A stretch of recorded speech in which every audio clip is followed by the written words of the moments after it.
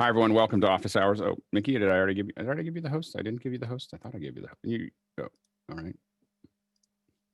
Hi, everybody. Mickey's now the host. All right. Made you co-host. All right. Hey, everybody. Welcome to Office Hours. If you're watching on YouTube, you'll see a link that you can join the Zoom if you'd like to. If you're in Zoom and you're an attendee and you're looking at these panelists and you're going to be sitting there watching this, and eventually you're going to think, I know more than these people. I could do better than that. You might be able to. That's where all of these people showed up from was that they thought I could contribute something to that conversation, and they showed up and they joined. And so we'd love to have you. We open the doors at 6 a.m. Pacific Standard Time. You don't have to get here that early to be part of the panel. You need to be here by 6:40. Between 6:30 and 6 o'clock and 6:40, I'm not going to promise anything. We talk about all kinds of stuff. Today we're talking about Zoom, but yesterday I think we were talking about cooking. So I can't promise anything, but it's usually a fun 40 minutes. Now, between 6:30 and 6:40, we release the Discord link. The Discord link is where most of us chat between these shows. And then at 6:40, we start mic checks. Mic checks are where we make sure that everybody has relatively good audio and video. And once we start those mic checks, we generally don't bring anybody else in. So definitely be here by 6:40 Pacific Standard Time to be part of the panel. It's also a good time if you're an attendee during those mic checks to think over the last day. What question came up? What could I ask during the event? It's really important for you to do that as an attendee because you're really the producers for the show. It's not something that, we don't have an agenda other than have everybody ask questions. So that's the format for the show is everybody asks the questions and then we try to answer them. We can't promise that we're going to answer all the questions. We can promise that we will discuss them. So go into, if you're in Zoom, you can see the link to the external chat and question and answer Mukana. Jump out there and ask questions. Vote the questions up and down because that really drives when we're going to talk about them. At the beginning of the hour, we talk about them slower. At the end of the hour, we talk about them very quickly. So the 7 to 8 is the 1 hour of general media. 8 to 9, generally on the weekdays, is something specific that we want to talk about. So today, for instance, Chris Summers is going to be talking about cinema builds, rail systems, baseplates, all those fun things that really putting together a true, beast of a camera rig. So Chris is going to be talking to us about that. And then tomorrow, we're going to actually do Meet the Panel. So we're going to go through and have everybody talk a little bit about what they do. So that's going to be tomorrow. And then Friday is education. So we just really talk about how we're using media and virtual events for education. Saturday, we do another education hour. So we do 2 hours of Q&A, and then we do the 1 hour of education. This Saturday, we're going to have a technical talk from 10 to noon, where we're going to have both the experts, the Final Cut experts in our group, like Bill and Chris, but also Alex 4D Goldner, who's here somewhere. All my little panes moved around. There he is. So Alex will be here to talk a little bit about motion. Mark Spencer, Steve Martin, Steve Bays. It might be one of the best collections of folks in the to talk about the new updates for Final Cut and Motion. So if you're interested in that, on Saturday 10 to noon, and then Sunday is usually more of a relaxed day. Mondays are wild cards. Tuesdays are audio. So that's kind of what you can expect. And I suspect that there's some questions, Chris. Are there? Is my inkling correct? Yeah, I know you have a display in front of you. Hey, am I more out of focus than normal, or are my eyes just going wonky? You're getting old. Yeah, I know that, but ever so slightly. You are a little out of focus. Yeah, I can't figure it out. And I'm sitting here on my display on Guy Cochran's website, like hovering over the purchase camera. Yeah. Kick your camera. Click it. Click the button. Yeah. So anyway, you're a little soft today. I can't. By the way, for the attendees, I need to let you know that you're close to the ground here. We don't have a lot of questions. Usually when we start this, we have 10 or 15 questions. Now we have 6. You're gonna have to do more work. That's all I'm just saying. If you're an attendee and you're trying to think about it, we're depending on you. We're up here tap dancing to, are you not entertained? So anyway, it is important for you to help us tap dance by thinking of questions that you might have. All right, go ahead, Chris. What do we got? Okay, so first question, I changed cameras. First question, John Well from Midvale says, thinking about privacy, for the audio on a video recording, is there a best practice for bleeping what someone says versus just dropping the sound to 0? For example, someone says, well, my phone number is, and you want to kind of blank that out. What are the best practices for doing that? Go ahead, Leland, and then Bill. I saw Bill's hand go up first, but you caught me offhand. Typically what I would use is a MIDI controller and just bring in a separate channel of audio with wave files on a beep tone so that you could simply on or off that beep tone on a pause so that it's a long tone. If you pause it, then it's play, pause, play, pause. You can usually get the words on time if you're not lagging behind on the feed. Go ahead, Bill. For me, it's a difference. Do you want to be covert or overt? If you just take it out and leave silence, it could be a glitch. When you beep it, they know you're beeping it, and it kind of signals, don't talk like this. The key is looking for levels and making sure that you're in loudness, making sure that you're not that bleep isn't coming in really loud compared to everything else. So just be conscious of that so people don't kind of jerk back when they see it. Again, if you're really trying to make it for a G-rated or PG-rated issue, or you're trying to hide something, you will cover everything that they said. If you are trying to kind of just follow along, doing the best, but kind of hint to it, a lot of times we leave the first consonant in. so it depends on whether you're doing it for legal reasons or show reasons, or whether you're actually trying to make it a PG show. So go ahead, Jeff. And if we're talking about privacy, be sure to obscure their mouth if it's on camera. Yeah, absolutely. If you're truly thinking about privacy, then what you're looking at is, people can read there's lip reading is not hard to do. Yeah, Mickey? Yeah, if this is for broadcast, most networks have guidelines for this. So I would get in touch with the QC department of the broadcaster. But if not, definitely a creative decision if there are no guidelines to follow. And for me, I prefer bleeping because something was taken out there instead of it possibly appearing as a glitch. Go ahead, Jeff, and then Leland. Last thing for privacy, also make sure that this happens before any automatic captioning, so it doesn't appear in captions. Yeah, exactly. Or you might have to go through and adjust the SRT file. Leland? Just one thing we encountered on the AV Educate show on Monday was we were sending tones, both a 400 kilohertz and a 1K tone across the system. The 400 tone made it through the video broadcast, but we were shut down when the 1K tone went across. So it must have been copyrighted somewhere on a video elsewhere on social media. So watch your tone frequency. You're going to want to look for something that's not going to hit that 1K or you're going to probably get it shut down. And Leland, you're coming in a little low, and Mickey, the WLM is muted, video muted, so we can't see it. So one thing to remember is it's not someone actually copywriting or protecting bars and tone.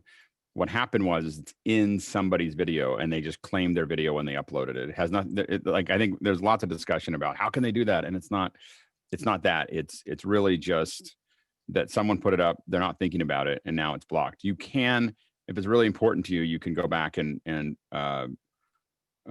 contest it. They don't have standing to protect that. But it is one of those things that, if your live stream goes down and you get a strike, it doesn't really matter because the machine is so slow that it'll affect you either way. All right, next question. You're enough of a muso to know this. There's some famous composer that published a song that was like 8 minutes and 32 seconds of silence. Are you familiar with this? Or 6 minutes or something? I wonder if that's copyrighted. Oh, go ahead, Jeff. Yeah, that was John Cage. John Cage. Yeah. 4 minutes, 33 seconds. There you go. So that might be copywritten. So make sure you don't have too much silence in your piece. Yeah, exactly. All right. Jeffrey Reyes says, thoughts about the NVIDIA event yesterday, specifically the incredible performance leaps announced. 3080 twice the performance of the 2080, and the 3070 performed similar to today's flagship 2080 Ti. Jeffrey, and then Paul.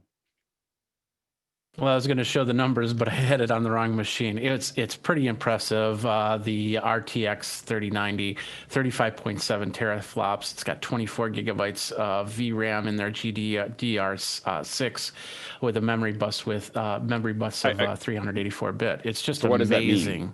What does that mean? That means well, basically almost tripling. The 3090 is almost tripling what the 2080 does, and the 3080 doubles what the 2080 does.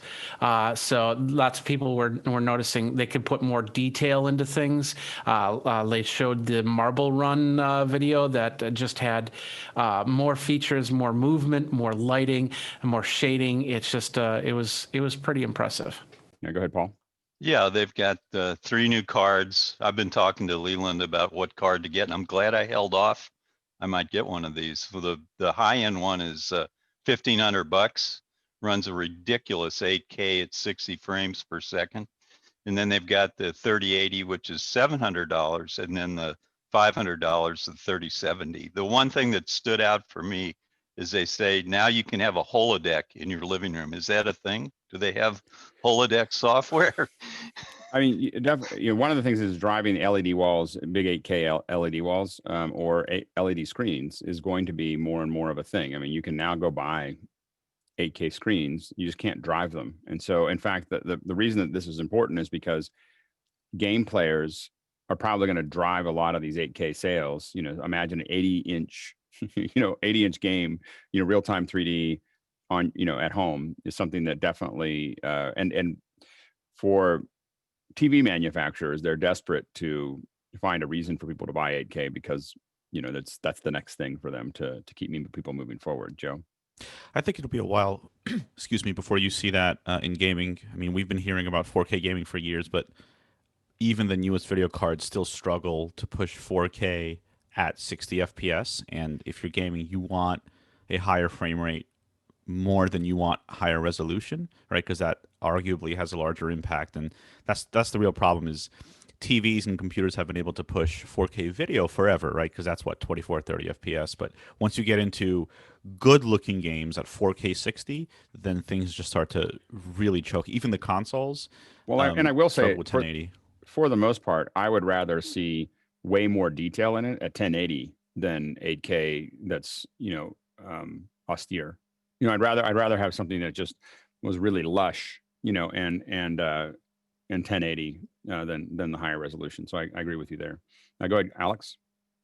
So you guys know, the VR headset refresh rate is 90 hertz. That's the point in which, even though you may be refreshing the content less often, such as 60 times a second or less, if you turn your head, you want to be able to refresh it at 90 times a second, if you see what I mean. So that's what Apple are kind of going for in the various next generation headsets, if they come with 90 hertz. And obviously, 8K is good too. And if I'm correct, I mean, a lot of the numbers that I've had thrown around is that approximately 90 frames per second is what most humans can delineate. They don't really, it's not really, we don't see 90 frames a second, but it's what we consciously can see for the most part is I've heard about 90. But of course, you don't actually have to refresh the whole 8K at 90 frames a second. You just have to refresh the bit that people can see. So right. It's a different job, but 90 hertz is the thing to look out for in the long run. Yep. Chris? Forgive my ignorance, but is this going to require a huge upgrade in either motherboard or processor to achieve these things? No, it won't. It depends on the board you have. Yeah, I mean, but if you have a reasonably modern board for this. Yeah, I think the keyboard is definitely going to have to be upgraded to keep up with the graphics card. Right. Okay. Yeah, I don't think it does. It depends. I mean, obviously, you need a modern board, but I think in the if you have a fairly high end on mine right now, and you should be able to swap the board out. Go ahead, Jeffrey. Yeah, the thing, it's not about the CPU as it is now bringing the load over to the GPU even more. So if you have an i5 or an i7, as long as you have HDMI 2.1 monitors to run off of that, then you should be seeing a pretty good boost. All right, next question. All righty. Zach Schwartz. Hey, Zach. Good morning. Mr. Chris Summers, Stuart, and Mickey have recommended the Zhiyun crane, but I'd like to get your opinion on options for camcorder stabilizers. I shoot with the Canon XA11 and XF400. Stabilizers. Go ahead, Chris. Well, if Stuart and Mickey have recommended this particular one, I mean, then it must be good. I know it's a affordably priced mini crane. It's a stabilizer, very similar to like the Ronin S2, I believe. It's a similar form factor. So it's going to hold a larger DSLR package, let's say. They're pretty good. You know, ultimately, you get what you pay for. And ultimately, you also have to think about the support afterwards. You can get something cheap, but if it goes down, what's going to happen with warranty and spare parts down the line? That would be my only consideration. Ronin are very good. Movi are very good. The Xeon crane has been very popular. You know, and I think the only thing more looking at it, I think that, and the ones that I played with the DJI version of this, I found that personally, I found that the ergonomics are pretty hard. Exactly. Yeah. The ergonomics are hard from the operator point of view, which is part of what we'll be talking about later, but also the balancing of it. So there is a company in the States, in Los Angeles, called Cinemild. Cinemild.com, I believe, is the website. And what they do is they do accessories and add-ons for the Ronins and for all sorts of cranes to add counterbalance weights or extensions to the posts so that you can rig your camera or your setup in a way that works on a crane, which originally might not be rated for it in terms of the balance, but it could take it in terms of the weight. Right. All right, next question. Oh, good, Chris, real quick. What were you gonna say? I have the Moza Air 2, and that back motor is out of the way. It's also more powerful than the Xeon crane, if I'm not mistaken, and it's probably the same price point. So look into that before you buy. Moza Air 2. Moza Air 2. Great. Next question. I love the word powerful. Emily Russo says, anyone using G Meet and have their mic drop out?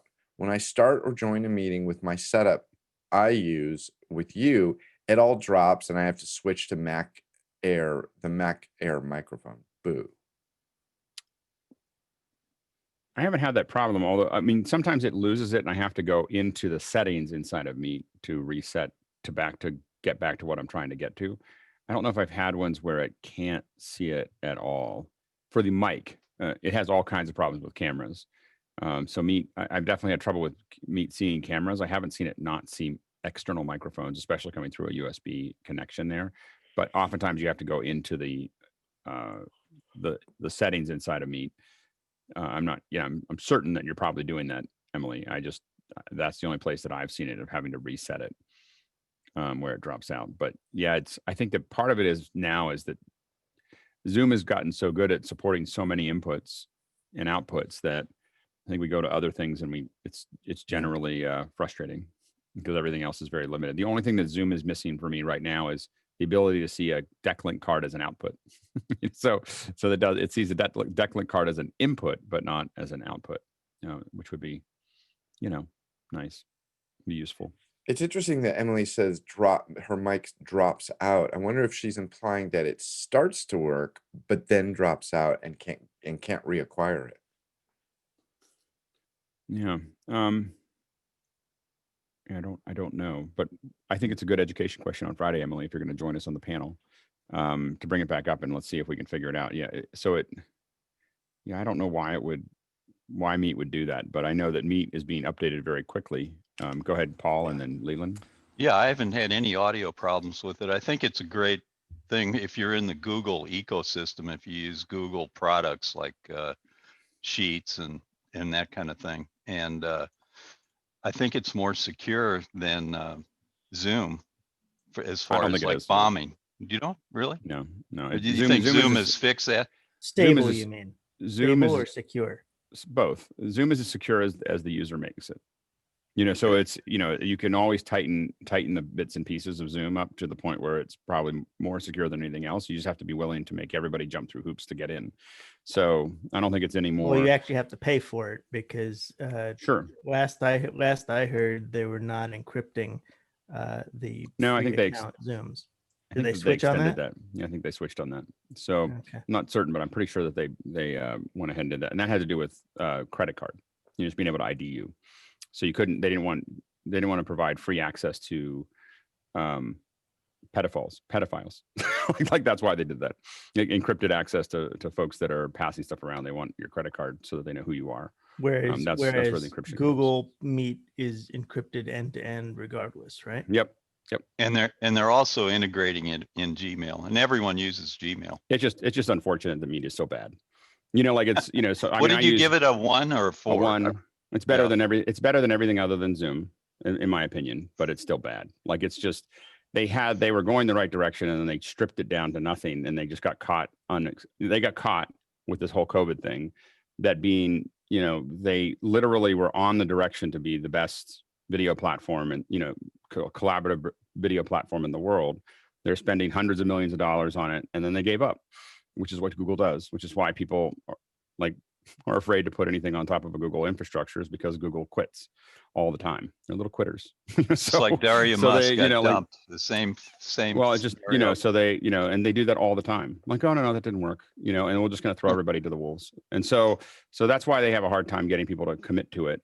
So anyway, that's the. I obviously use tons of Google products. I mean, it's not that I don't, but I don't. When they put out something new, I usually wait a couple years before I'll take it on. And that's the problem that they have. This is a problem though for companies, is you start dropping things. It may make sense on your balance sheet, but it doesn't make sense in the uptick, because people like me won't take anything on until I see 2 or 3 years of trajectory, a positive trajectory. I think you're actually going to stick with it.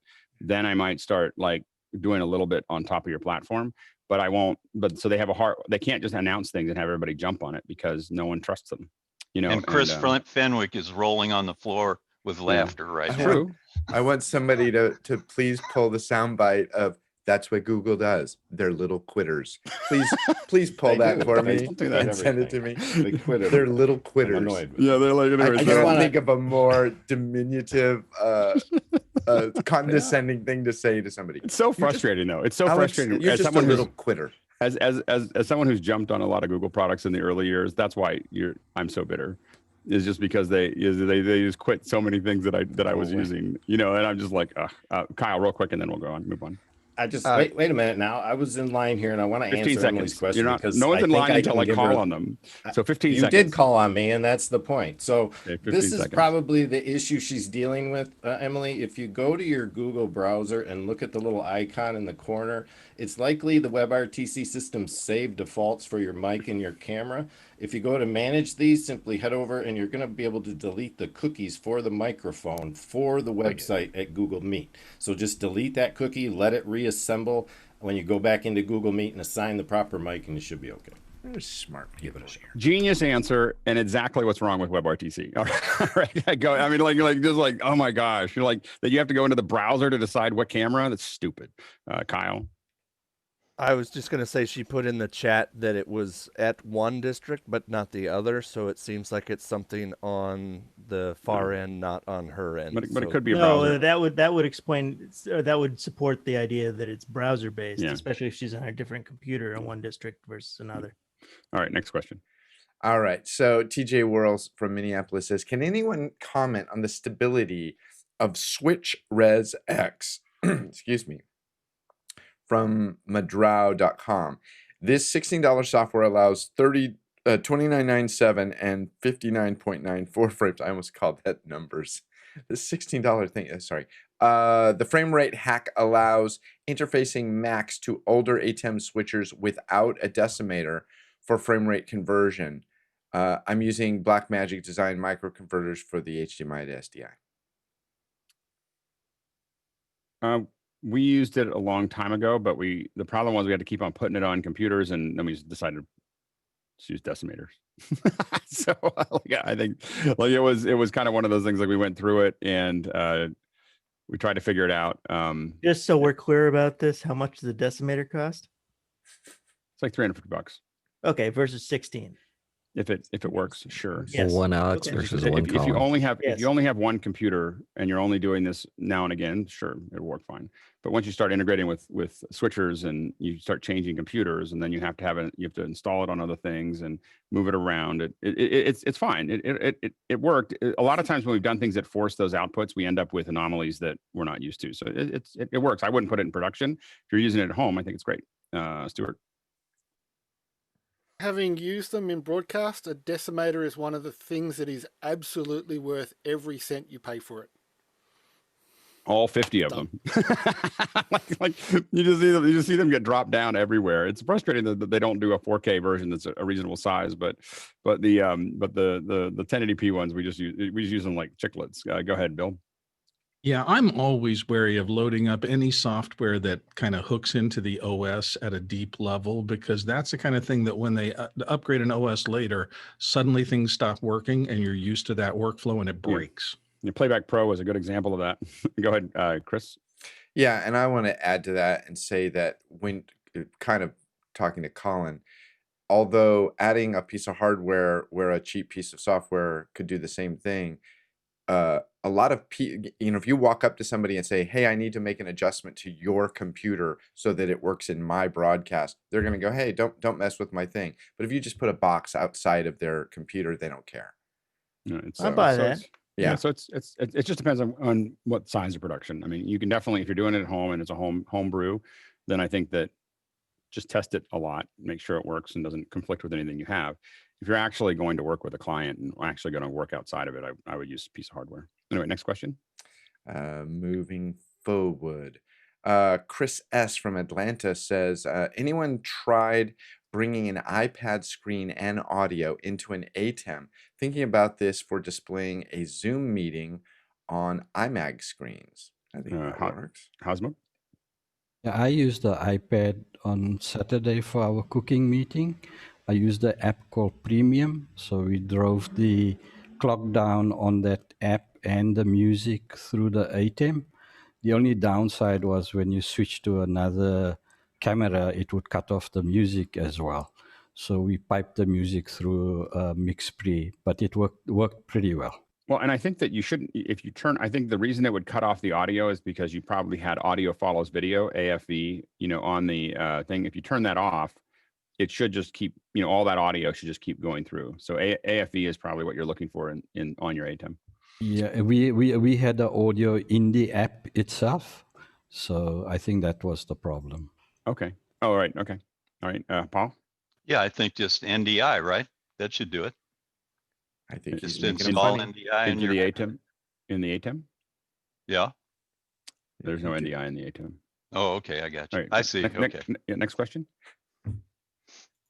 Alan Tepper says, yesterday, Alex mentioned that the new Zoom update for Mac OS made pinning not stick. Yikes. Today, Alex updated his Zoom app. Is the pinning now fixed? Is it now safe to update the Mac OS version of Zoom? So I just know that pinning was being worked on, obviously, because of this. And I know that we had pinning issues last week in tests that we were doing. I upgraded my home Mac, the ones that the PCs that we're using for Zoom at work. We're testing now rooms because we know that there'll be fixed outputs to the monitors. And so we won't have to pin. So that's, you'll find that especially on high profile events, I tend to be extremely risk adverse. As soon as something doesn't work in a test, it's dead to me, and so like the chances of us, we just build an entire pipeline that doesn't use that as soon as we see any variables. So we don't go back and go, I hope it works. So we have to do some long-term pinning where we're just going to pin a bunch of computers and literally come back to them days later to see if they're still on the same thing to see what happened. But once we see it happen a couple times, like once we're like, oh, maybe someone hit something, twice we're like, okay, the whole pipeline needs to change. And, because we're only doing point-to-points with the computer, we realize that there's no reason to not just build up a system that doesn't require the thing that we think might be unstable. Roscoe? As soon as someone uses the words, is it safe to upgrade, I say carbon copy cloner for the Mac or some sort of ghosting. You got to have a way to go back to what your configuration was. Yeah. And if you're not doing that, don't upgrade anything ever. But me upgrading my computer at home is much different than upgrading the computers at work. Go ahead, George. Alex, in reference to the pinning, what I did find last week when I had those 4 computers pinned, if we had a person drop off of the call, it would automatically just switch to the main switch. So even though you have somebody pinned, if they drop out the meeting, it'll automatically switch to something else. So like you said, you're going to test that. I would like to see what happens. Yeah, so we're trying to figure that out, and I think the rooms will fix it, because I think the rooms will go to a guy can let me know that, but I think that the rooms will go to a blank screen. I don't think they'll go back to they won't fill all the things with the return, right? I'm not sure, but it's sitting right here behind me. I can give it a Yeah. shot if you promote it to co-host, or Is not it, co-host, panelist. Sorry. Panelist. I'll raise the hand. Hold on, or go ahead. And I don't know if do it in I the back. don't know if that would test it though, because it would still be in it. Like what he's talking about is if it drops out. So we'll Yeah, we have need a to- volunteer to drop out. Oh, right. Okay. Yeah, I've so- gone once already. All right. Yeah, Bill's ready. So he's let's see here. Hold on. Let's see if we can test this here. Did you raise its digital hand? Or is it already in here? Oh, It's there it already is. in the panel. Okay. Drop So out now- the WLM monitor. Pin or you shouldn't have to pin it. Bill should just be in the monitor, right? Is he in the second? Let's see, Bill. Let's go to Bill Davis. There he is. And we will pin him. So you have to pin it? Like we can't just have it. Oh, because it's all of us, right? Yeah, so let me pin him to monitor 1. Okay, now he's on 1. Let's see, and now I think I can become Bill. You're still you. No, hold on. I got a key over the top. There's Bill. Okay. All right. And then now, That'd Bill, be an upgrade. Now Bill drop out. Okay, here we go. 3, 2, 1. Oh, Okay. Well, there you go. you get the gallery view. Yeah, so we'll have to keep on testing that, because the issue there is that it is that we wouldn't have a gallery if it's point to point. So we have to figure out what that looks like. So we'll do some more tests on our end. Anyway, so yeah, I just tend to be, as soon as something doesn't work the way I expected it to, I don't want to play anymore, or not anytime soon. So so that we're working on just having it be when it opens and there's a point to point, that one screen is always what we expect it to be and not something else. So we're continuing to work on that. But it's a piece of, it's still why we're interested in vMix. And if vMix had better source controls, we'd probably jump on it. But we haven't, and we haven't had time to test it yet. Anyway, I got to know what happened. It went to gallery. Oh yeah, you were gone. It went to gallery. It just bumped over to gallery. That's funny. Yeah, we had to agree to tell Bill gallery. He would not tell him actually what happened. Let's just pretend it never happened. Yeah, exactly. Next question. Sam Lyon says, can the panel chat about cloud production and the reasons people choose this workflow? Is it a connectivity thing? Uplink, downlink from the cloud, a computer resource reason, able to scale without a local hardware resource, the ability to break up switching roles, multiple people controlling. Go ahead, George. So the more and more I started thinking about it last week is I'm definitely going to start using vMix more in the cloud for situations where we're recording Zoom and then just doing playbacks on the live stream, because then I'm pushing all my resources to the cloud. I don't have to worry about my local situation at home here, because we've had power drops and the whole 9 yards. So if I'm just operating, even if you drop your remote screen at home here, it's still going to keep on running in the cloud. So that's one of the reasons I'm focusing on the cloud. When I don't have to actually do physical switching from home, I'll do a lot of it in the cloud. Yep. Bill? Well, I just had a good report coming back from that. When I came back, my custom tab on the gallery screen came back up. So it's saving whatever changes you make. Cool. But back to the cloud, Leland, go ahead. Yeah, we're discovering, obviously, we're doing live productions using Zoom as well, and we're bringing talent in. So we're going to be adding a lot of different layers to these broadcasts, which even though I'm running a Ryzen 9 and have monitors all over the place, the point that he made just a moment ago was huge. It's the scalability and the resources that are available there so that you can literally blow it up to whatever size you need to, based on cost factors, of course, but it is a little pricier than just running it from home, but you do have a much greater resource at your hands in that fashion. And some of the stuff just gets to a point where, we're bidding on a job where I think we're going to need to build 30 or 40 rooms in Zoom and then be able to cut between them to do that. I'm not going to get 30 or 40 computers to do that, locally, and then the bandwidth becomes unworkable too. So there's a whole bunch of things where you get to a certain scale of show that just you can't do so I'm as hardware goes, as you all know. but definitely we're in the process of really pushing out into those cloud productions. Again, the thing that when things go wrong, it's really hard to get your arms around it, exactly what's happening. And so I don't feel as secure doing it for the smaller, higher profile shows that I'm doing. I don't feel like especially with the complex audio pipelines, I'm like, nah, I'm still working on that. But there's some jobs that we're looking at that you simply can't, I don't think you can do. Now, if you look at what happened to CenturyLink, that's what you worry about. CenturyLink earlier this week, a cloud brownout can cause massive issues. It doesn't happen very often, but you have to kind of keep that in mind. You don't have as much. In some ways, you have more backup because in let's say the AWS cloud. In some ways, you have less backup because it's only in the AWS cloud. And AWS has not been perfect. It's generally extreme 9 nines, I think they say, but it's still not 100 nines or 2,000 nines. But you have unlimited bandwidth, unlimited video cards, and unlimited processing power. So basically. Yep, absolutely. Yeah, next question. Martin Reutman says, Alex, when you produce the secure events, how do you secure your connections? Do you use VPNs or do you depend on the security of Zoom or Teams? We depend on the security of Zoom or Zoom. So it is what we've been using for most of those. So we definitely depend on those. And again, we've been mostly limited from a security perspective. We've mostly been limited to our clients. So our clients are like, oh, that'll be too hard for executives or leaders or whatever is coming in. That's more of the issue than how tightly we can tie it down. So we haven't had any incursions. I mean, literally, we have almost no incursions. We've had since we just did the simple, you have to be registered to Zoom, kind of cut almost everything out. For us, we've had, it's funny, I think a week or two ago, we had somebody jump into the chat inside of Zoom because we're all in Makana and they said a bunch of mean words and no one paid attention because there was no one there. So it was like they said like 3 little posts and realized that, no one's interacting with them. And then they went on their merry way. So anyway, next question.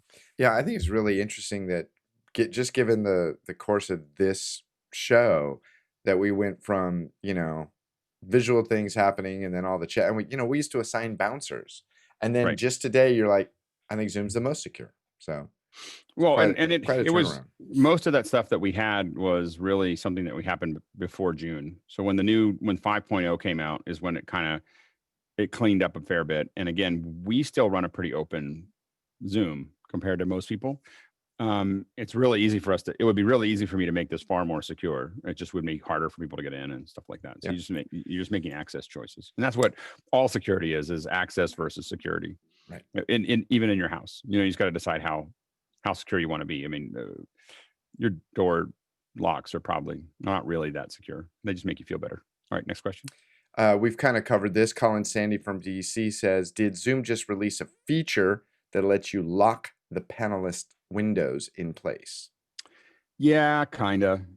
It's good for you. It'll be good for teachers who want to be able to move things around so they can keep track of students and so on and so forth. But it's not really that compelling. And for me, it doesn't change the broadcast. So the folks watching on webinar or on, now if I'm screen scraping this and sending it out as a stream, it would actually make a difference because I can reorder everybody.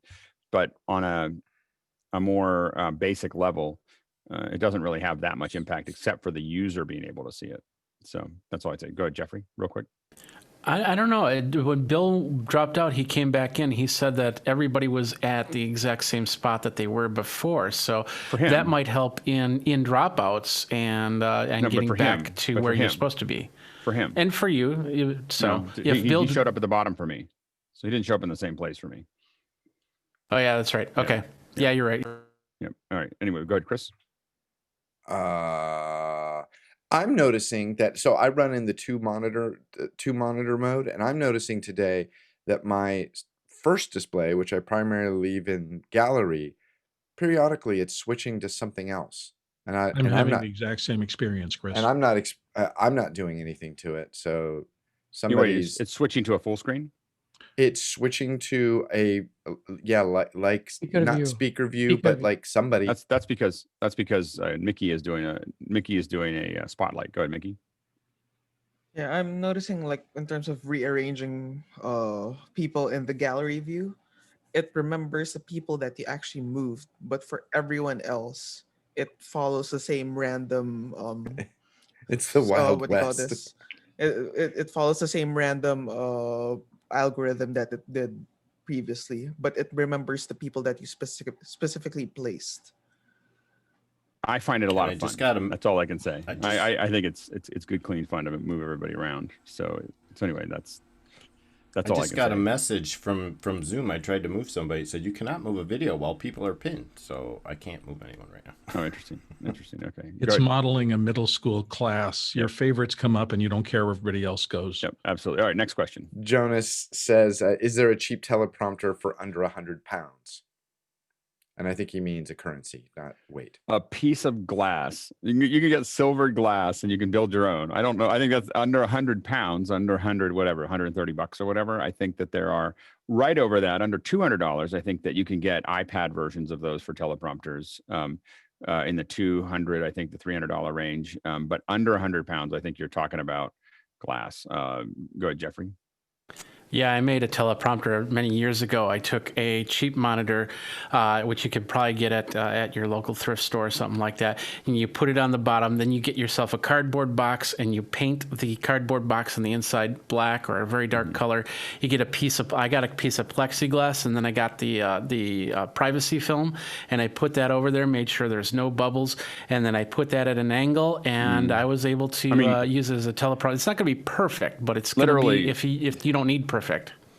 Literally, we bought silvered glass, security glass or whatever from a glass supplier in San Francisco, and use a 2 C-stands with a just a bar going across and just set it down. And as long as it's 45 degrees and then you just tent over with Duvetine, you just tent the camera, and that's a teleprompter, and that'll cost you like $40. Like it can, if you have the C-stands. Otherwise it'll cost you $300. So anyway, but there's a lot of just remember that when you get to the essence of a teleprompter, it's a piece of silvered glass at 45 degrees with a tented camera. And so how you build that, or what size it is, or everything else, we've printed ones that actually attach to Lilliputs. They have little quarter 20s in them, and you just screw them in and slide the glass down, and it works great. So there's a lot of different ways of doing it that's relatively inexpensive. Go ahead, Colin.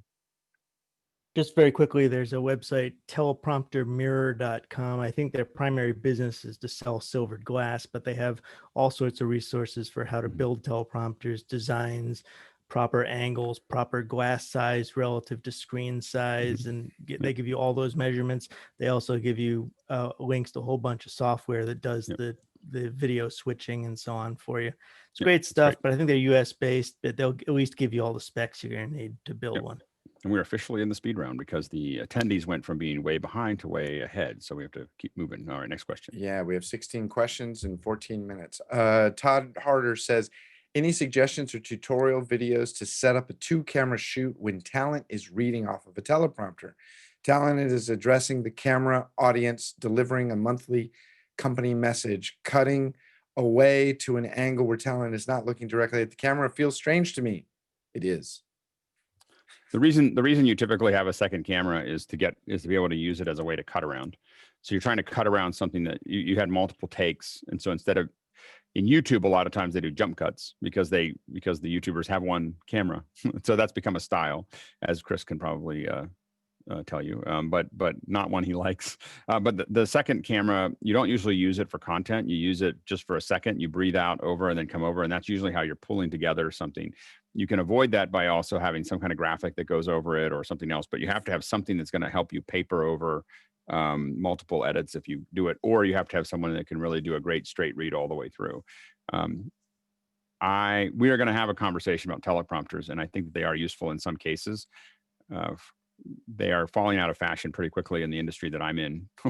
So people reading off of teleprompters, unless they are extremely good at it, most companies that I know are starting to move away from them and just try to have them say it as best they can. Chris, you're very quiet. 2 prompters, 2 angles, the news read. If the person needs to do that, give them a couple paragraphs and tell them to, do the thing where you look at the other angle at a different framing. But we've done a lot of stuff where we shoot in 4K and then post it at 1080p. You know, we just shoot a straight ahead. They can take multiple takes, and then you can, you know, pump in and out. A lot of times we design them that way so that we storyboard in this paragraph. It's going to be wide. This one's going to be, when we were doing it 1080p to 1080p, we would design it all and have them literally do one line really well.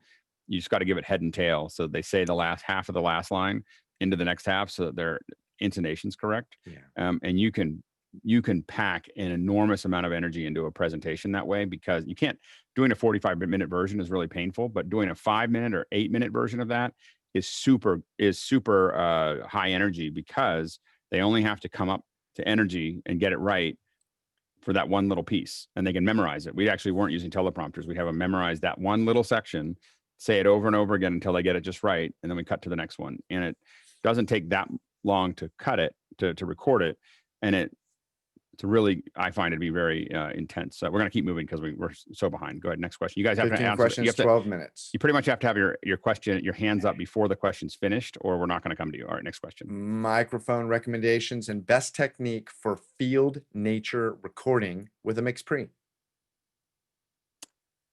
Go ahead, Bill. Shotguns are the typical thing people do to take out. You want to look for the self noise and make sure it's as quiet internally as possible. And ME66 K6 combinations used to be very popular at that. There's a bunch that work. Yep. Some people go to the point of a parabolic. That's too much traveling carriage to me. Good, good, Mickey. Yeah, it depends exactly what the was it Victor asked the question? Yeah, what he plans to record. You But said, yeah, just nature. If it's nature, a good choice would be a Sennheiser 816. It's a really long shotgun with a really tight pickup. So if he wants to like go birding and record some birds, that would be a good choice. If he plans to do stereo recording, I would suggest using MS instead of like an actual like AB or XY mic pattern. Popular choices there would be the Pearl MS8 and also the Sanken CSS5, but there are tons of options for those. But yeah, take a look at those mics. Yep, next question. And the MixPres fully support that MS mode. Yes. Peter from Austria says, where do the electric microphones so many of you are using get the power to connect to the computer or mixer? Jeff. If we're using Pro XLR inputs, then we have phantom power on that. And then if you're not, the Electrets will run off of 1.5 to 10 volts. So the little USB microphone interfaces have that, and as does the mic input on the ATEM Mini. Next question. All right. Mike Andrews from Chicago says, when a director says, we edited it, that's so hard to say, in the camera, what does that mean? Is that something that went away when production switched to digital media? Stuart, and then Roscoe, real quick. That's something that's common in the wedding video industry, where you've got cameras that will do they'll grab a still frame as you're recording, and you can bring up the still frame, start recording, and fade from that frame to the oncoming vision and what have you. It was also common for people making films in Super 8, where you've literally got a very short length of film and you can only shoot what you can within that limit of length. So, but it's a matter of knowing your shots and stopping and starting, and that's your editing. And now you can do that on your iPhone. You just cut it on iMovie on your iPhone. Roscoe. Same thing you said at the very end. The cameraman's smart enough to know exactly what he needs in the end, so he just starts and stops where he needs it to be. It's a finished product when he's done shooting. Yep. Next question. Shooting very judiciously. Victor also says recommendations for one-ear overhead headphones, such as those used in orchestras. Jeff. Biodynamic, and Rachel Ann Clifton has already linked it in the chat. Very good. To DT 252. Perfect. Next question. Rachel says, Zoom appears to presently have market dominance. Do you see any video telephony that is perched to come forward and gain membership at scale? Go ahead, Colin. I guarantee you there's a superior product out there, but they've achieved market dominance through brand awareness, and they're going to keep it until so, you know, and that's the means by which that they're going to maintain their market dominance. That this is true for most .com outfits. You build your customer base as quickly as possible and as large as possible, and hope for a takeout or you run your technology around until the next guy comes along with a superior technology. Yeah, but there's certainly a better product out there. We're just not aware of it yet. It's not there yet. Like there's nothing there that's technically superior to Zoom at the moment. There's someone maybe planning one up. The problem they're going to have is that, like for me, I'm not using a bunch of other things because everybody uses Zoom. It makes it easier for me to choose it. Next question. Tom from Princeton says, a friend will begin teaching an undergrad class using Blackboard with a link there starting tomorrow. Anyone have any experience or thoughts or recommendations about it? Blackboard.com. So 2 things, Blackboard as an LMS for delivering content. There's a lot of features. The very first thing you need to do is go and turn off everything you're not going to use because it will be very confusing for your students. Try to get down to a couple of areas, a place for course content, a place to have discussions, a place for announcements, a place for your syllabus and schedule. When you go to Blackboard Collaborate, which is their Zoom version video conferencing, one thing that will be disconcerting if you're used to Zoom is you can only see 4 of your students at a time.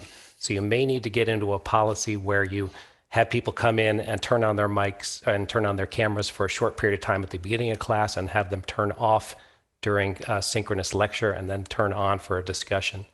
So that's a little bit to get used to. It just doesn't seem like Grid was that hard, but evidently it must be very hard because no one does it very well. Even Google's Meet now that kind of does it and it blows up and has all these rendering problems. Anyway, I don't know exactly what made that hard. All right, next question.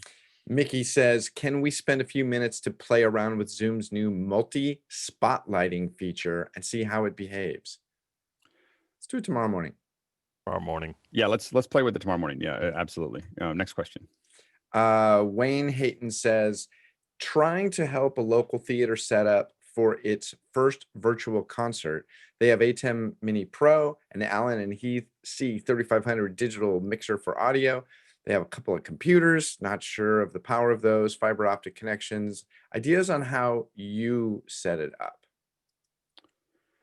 Tomorrow morning. That's a long one. Yeah, well, I think that the issue is that it's I don't know what they mean by virtual concert and whether everybody's in the same place. Go ahead, Jeff. I'm not sure what cameras they're using, but if they have the option to take their sound into a camera so that they've taken care of sync and they're not using the less than ideal audio inputs on the ATEM Mini Pro, that would be a great thing to do. Yeah, and Wayne, ask that question tomorrow, but ask it if you can. But tell us if everybody's in the same room and a little bit more information about it. But we now know kind of what it is. But just give us a little bit more information. We'll try to answer it in length again. Go ahead, Chris. I will say this, that one of the best, doing live sports at the broadcast level, most problems can be solved like a basketball game. You have your game camera, you have your hero camera, and you have your 2 cameras underneath the hoops at either end of the court, and you can cover most events with that kind of camera coverage. I'm just saying. Depends on which basketball game you're doing. The ones I work on have like 20 cameras. Well, so anyway, the typical 4-2, that's what it did at the regional level. Okay. Not at the golden one. All right, next question. All right. So Peter from Austria says, how do you avoid that the reflected light from a green screen tints the outline of a person in green? Yeah, there's 2 things about that. One is you want to make sure that your green screen isn't more than 70%. You know, the Luma, when you're looking at the waveform, you're going to want to make sure that it's less than 70% or at 70%, not more than that, or that turns into a really bright light. And then the second thing is that you want to increase the distance between you, your subject, and the screen. Remember, the screen is a big light source. And the more of the angle of incidence of the screen is coming down like this onto the shoulders or onto the hair, you're going to get wrap, or spill. As that screen goes back, more of the wavelengths, more of the green that's coming back is coming straight back, and you'll have less you'll have less wrap. So that would be the real quick answer. Go ahead, next question. Charles from New York City. Hey, Charles. How will the color grading industry and PS Rec 2020 be affected by all the new interest in video due to COVID and our work from home life? Are you talking about people like grading films? Well, grading. Well, I don't know about grading, but I mean, I think, you know, there's a lot more home systems getting much better, faster. Go ahead, Mickey. Yeah, exactly. A lot of post houses here sent gear out to their editors, to their artists, so they can work from home. So as long as people build out like a room that they can black out and, you know, if possible, paint the walls so it's neutral. There shouldn't really be a difference as long as people are set up with it.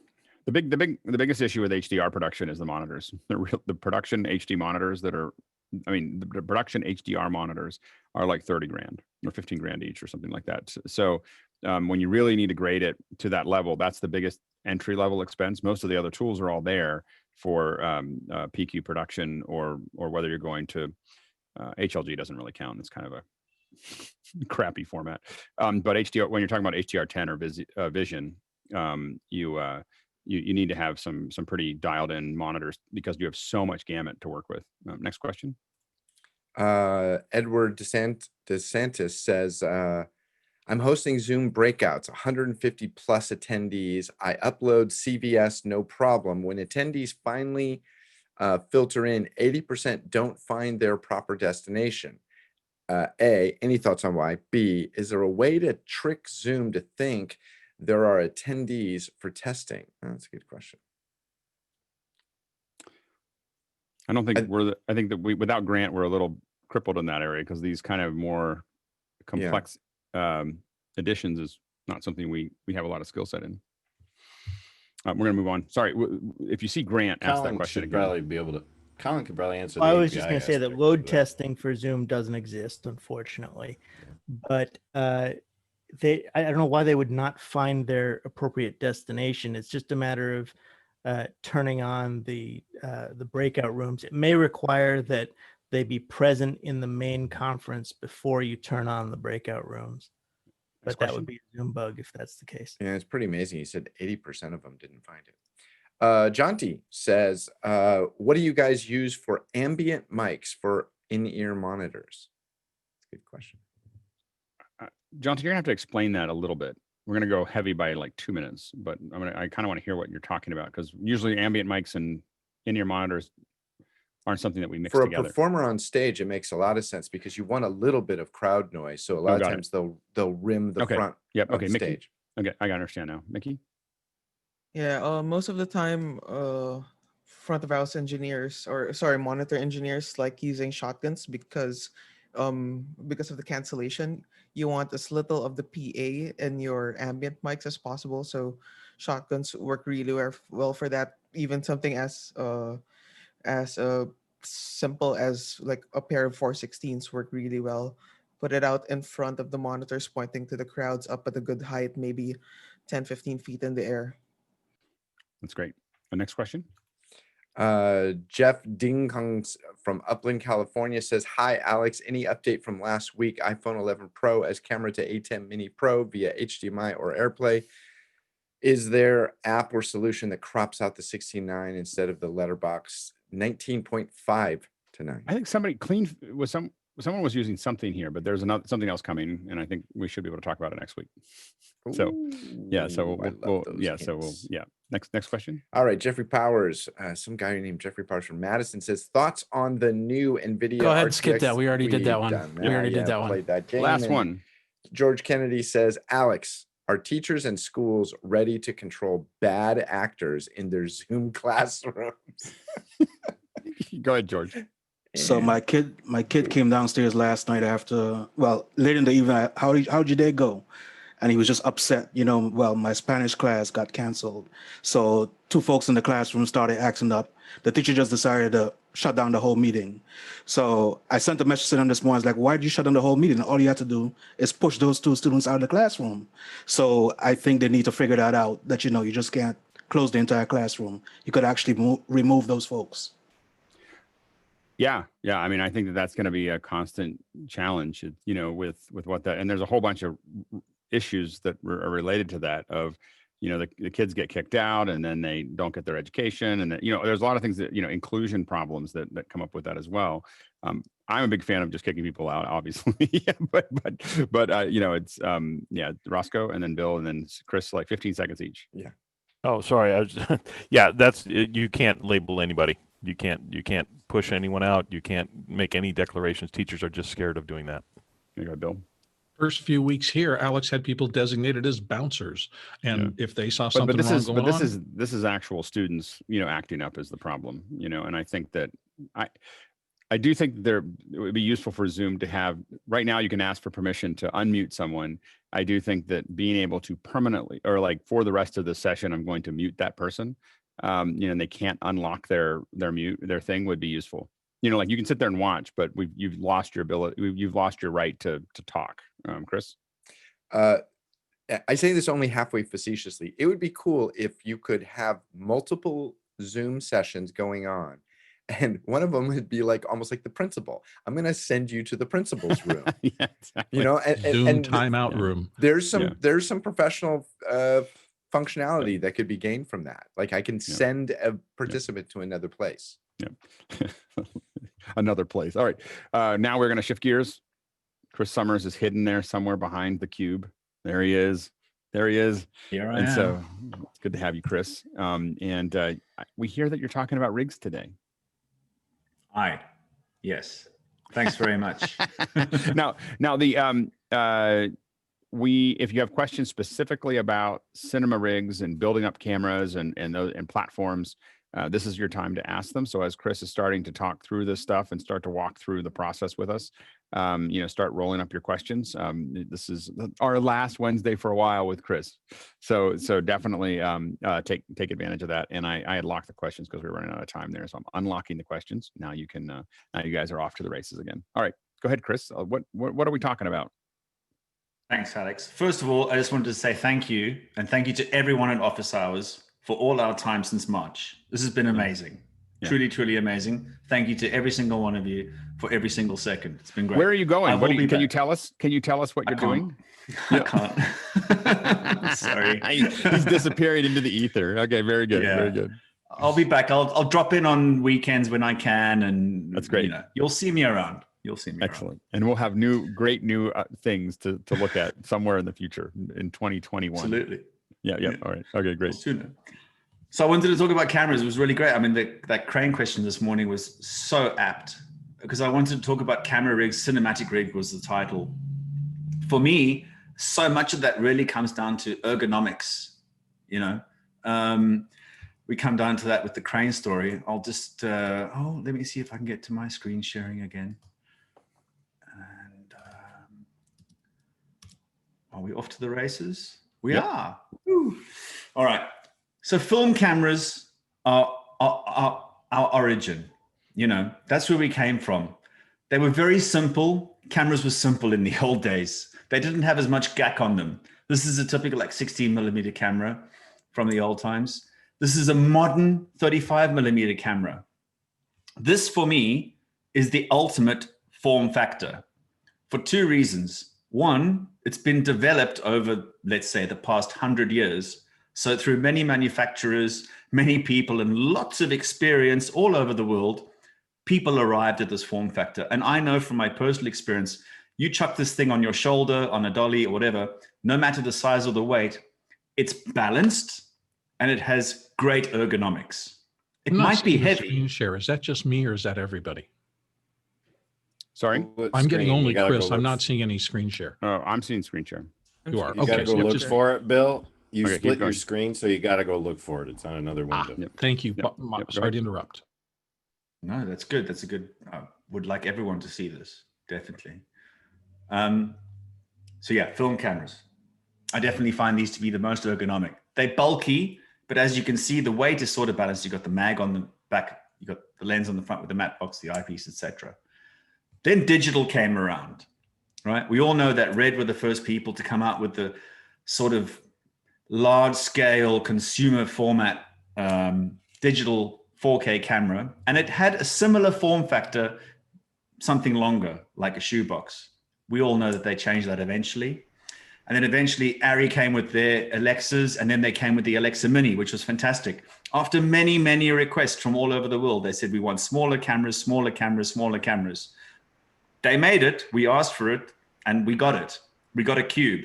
It's great. The only problem thing It's not ergonomic at all, as we know. Just like DSLRs, if you have to put them out in front of you, it's not going to be great on your shoulders.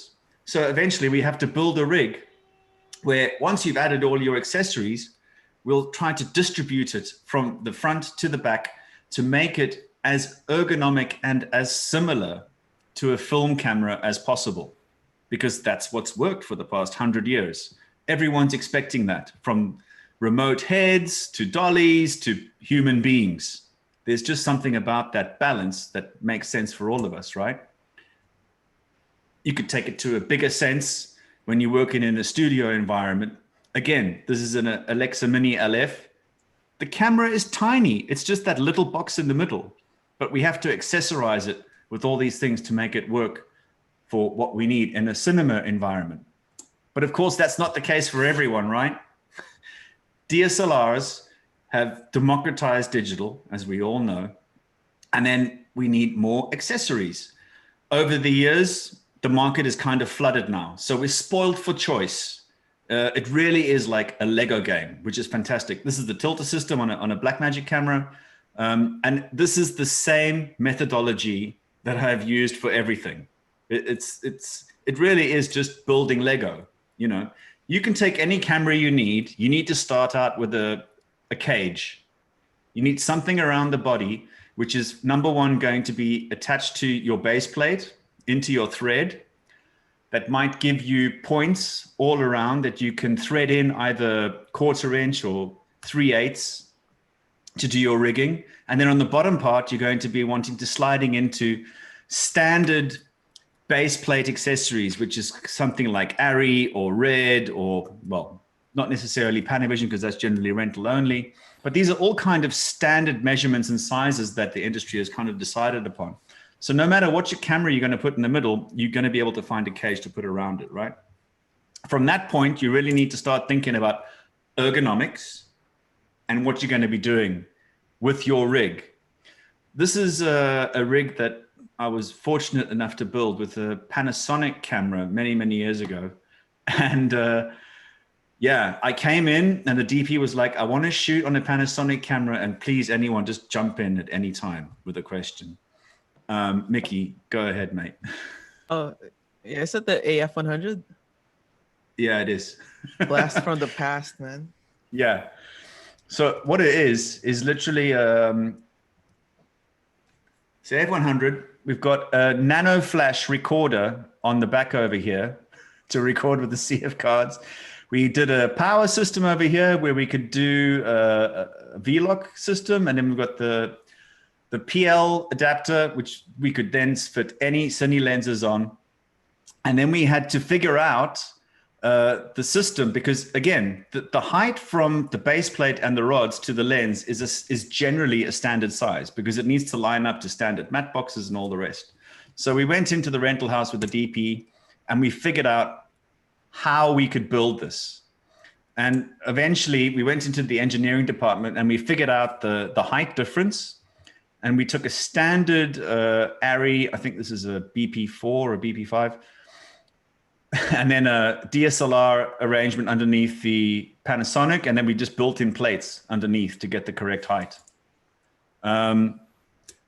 This was about, let me think, this is 8-9 years ago.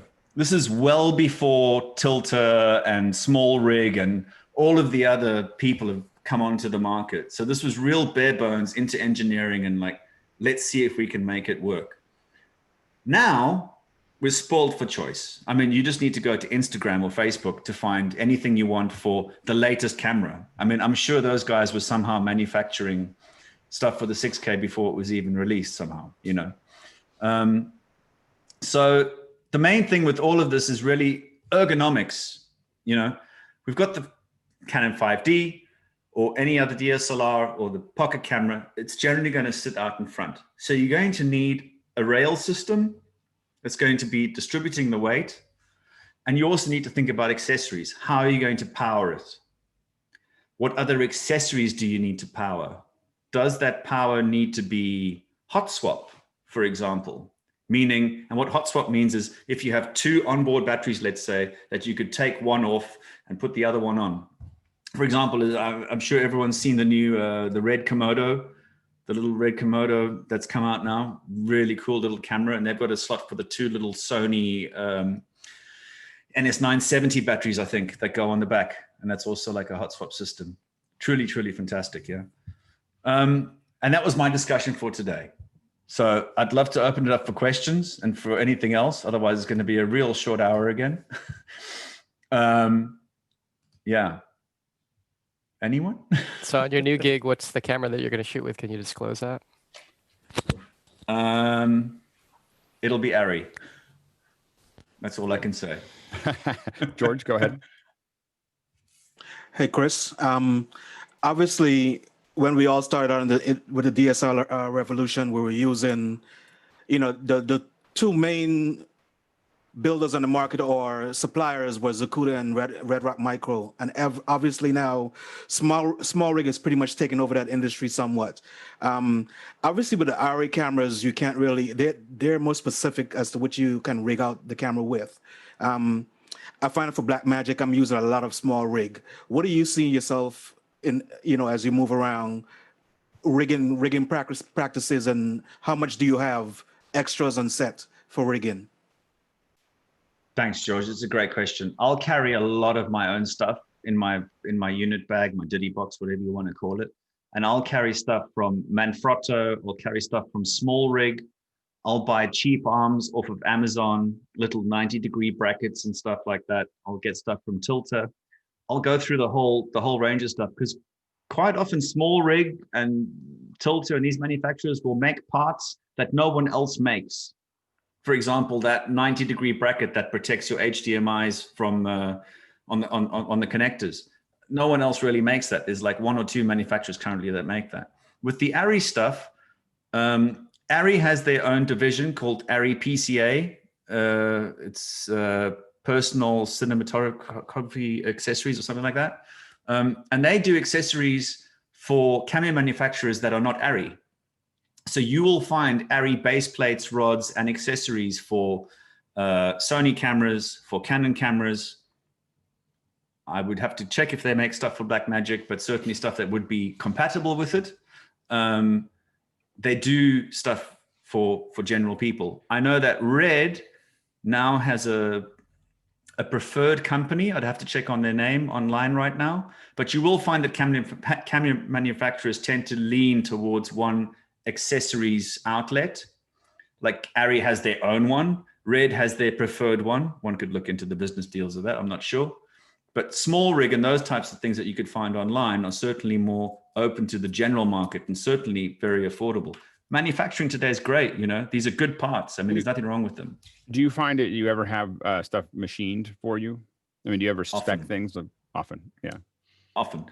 One of the great joys is to go into a rental house like Panavision London, which we did on a job, and we were working on 435 cameras, which traditionally have a very, not very rigid camera handle. And we wanted to stabilize this because of the amount of accessories that we had to rig on it. Again, film cameras before were very simple. Now we have to put on cine tapes, monitors, another monitor, a rangefinder, etc., etc. So what we did was we took the camera and we designed a bracket that would screw into two existing holes that would then come off with a speedy clamp and rig onto a 19mm arm that came out of the existing handle to provide 2 points to make it rigid. And they manufactured it. We got the prototype within, I don't know, 8 hours, 9 hours, something like that. Right. And we tested it, we said, great. And by the next day, they had barcoded it and there were 10 pieces, galvanized in black, and it was itemized in their scanning system as a part. It is amazing with CNC and a lot of the other things that you can, once you get it dialed in, it happens really fast. And one of the things, one of the pipelines that we've used a lot is we 3D print things that we think we like. In our office, we don't have a CNC mill right now, but a lot of times we'll print things that, okay, this is about what we want. Then when we get it just the way we want it, we send that model out to have someone give us a prototype, and then they and it's not quite 8 hours. It's nice to be able to walk in with someone with a mill, but then once if they've done it with a CNC, once they've done it once, they can just keep doing it over and over again. It's not, it becomes something that they just hit print and they're printing them out. We, in bigger versions of this, of course, there's the ShopBot. That's how a lot of folks make their cases. It'll cut wood at 4 feet by 8 feet. So you can just actually print your road cases. Go ahead, Stuart. Did you have your hand up, Stuart? Did I surprise you? Did we pass it? Yeah, but what it was is one of Chris's comments before, and I put a link in the chat for a NPF hot swap battery plate with a V-lock mount. So it goes on the back of any V-lock camera, and you just swap your batteries as you go. Great. Sky and then Chris. And that was another GoPro falling off the wall. Sky and then Chris. I just want to say, Chris, I miss you already. And I have learned so much. And I didn't know if we had time to do a show and tell, because you have justified my purchase, and Guy Cochran's kids are going to college. But the point is, all of this Lego concept was, I'm used to having the big camera that came pre-built. And then we started building with the one piece at a time. And now there's, like you said, so many choices. And yes, I do love this little arm right here that I can hold my monitor onto. So this little guy, and this is all small rig stuff. And the handle is invaluable right there. And then the Metabones up in the front, but I do have the rail system, the smaller rail system, so that I can put the mat box, which I do use. I haven't really used yet because I don't have the lensings, but this is invaluable here. The handle with the hard drive inside there is brilliant. It's just the ergonomics.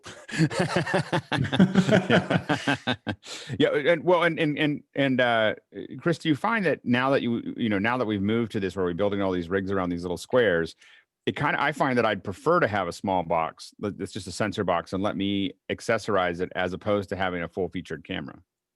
That's true. That is true. There's pluses and minuses to it, right? Like Sky, I just have to say that rig is fantastic. Well, I have the one last brag point was this battery is what I took, because all of this is portable and small and tear apartable. I could take it to England. And so in November, this battery mounts underneath.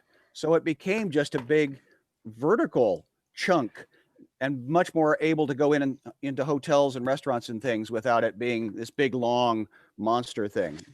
Sky, what's the total cost of that, Sky? If you had to add it all up. If my wife were listening, I would plead the fifth. I will talk. Oh, go ahead. Oops.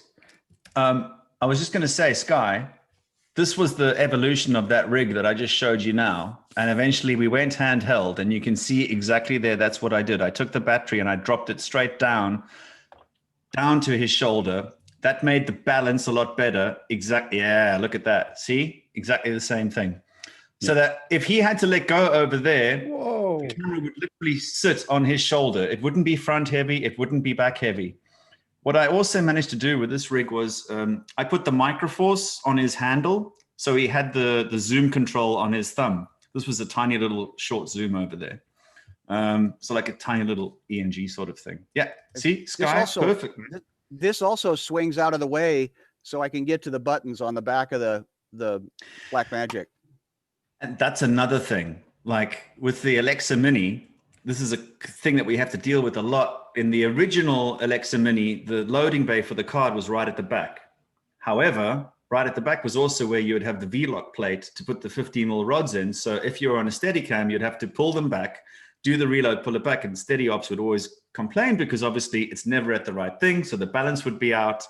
So we'd have to make a different rig. And I made many different rigs. I'd put the battery somewhere else completely, or remove it, or say, do you mind if we power the camera off the rig and not off a V-lock? And now with the Mini LF, it's side load. So we don't have to worry about that anymore. Well, Chris, this battery has a unique, battery function goes right in, so I don't have additional cables. So that's pretty slick. Chris, and then Kyle. Sky, do you have any sort of, it's turning into the Sky's camera show. Do you have any sort of eyepiece or ocular for that rig at this point? That would cost the same as the camera. That's the crazy part.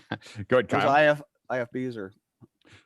I'm just curious, for Chris, how much COVID and timing affects your rigging setup. Like, do you have to set yourself up with a more, like, because everybody's going to be, everything takes longer now, you know, so everybody's going to be trying to find ways to cut time down on a shoot. And so I'm curious if you've built that into what you're planning to set up. I have. I'm not sure production has. No, it's very new for all of us, right? It's very new for all of us. This is new territory in our day and age, in our lifetime. It's new territory, so we're all kind of feeling it out. I have built time in, and we all know. Production knows. Everyone knows. You know, we've got if you just need to go to Google and see what people are doing all over the world. You know, people have COVID departments now. We have to factor that in. It's tricky because, you know, everyone has existing budgets and things like that. And it's not easy to just say, hey, guess what? Suddenly your budget needs to be 20 to 50% larger. Right. I mean, that's shocking for anyone to hear. So logistically and all the rest, the next couple of years are going to be challenging for those wanting to do this. Yeah. For the panelists, let's push questions into Makana, because we've got a lot of questions stacking up there, and I want to make sure that we get to them. Compare the Red. Paul Wallace would like you to compare the Red to the Canon digital cameras. They are good.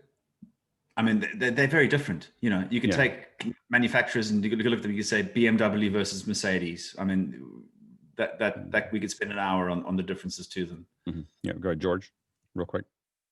Is that an answer or a question? Hey, no, quick question for Chris. Oh, no, hey, Chris. No, question. Let's put the questions in Makana. So, oh, gotcha. Yeah, because if you have a comment around what he's talking about, jump in there. But otherwise, we're leaving people out that are watching as attendees. So Charles Klein said, how do you feel about building rigs for vertical video? We've done work with liquor companies, especially lately. And we've used wooden cameras, vertical bracket to get more details in the product. It has been great for our VFX shots. Fought so hard against it at the beginning. I fought so hard, but you can't. We all did, but kind of slowly. You know, Alex. Yeah. You know, people are making plates now. If you go to ARRI officially, they actually have a system now in the ARRI PCA, which I was talking about, where you can side mount your Alexa Mini properly with all the bracketry. Yeah. I give up.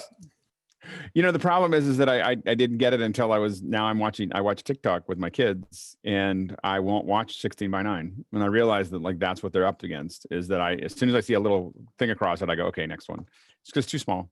Like, I'm not going to turn my camera. You can't turn your camera on TikTok. That's the thing, is you turn it, it doesn't make it any bigger. It doesn't like zoom up to it. So you just get a little even smaller version of it. So the fact that TikTok doesn't support it is probably the reason that, you know, I started figuring out, now I shoot in 4K and then just cut down, but that's another way to do it.